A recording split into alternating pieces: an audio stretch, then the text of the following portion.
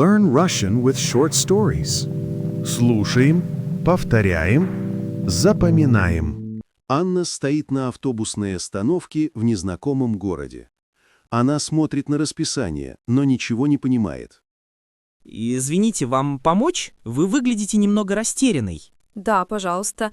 Я не понимаю, как доехать до центра. Вам нужен автобус номер 12. Он идет прямо в центр. Номер 12? Спасибо.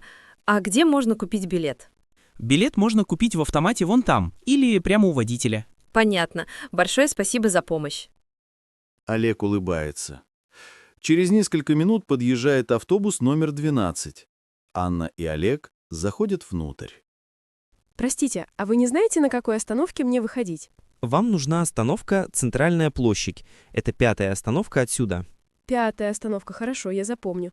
Долго ехать? Нет, недолго, минут 10 или 15, если не будет пробок. Отлично. Вы мне очень помогли сегодня. Не за что. Я работаю планировщиком транспорта, так что это моя работа.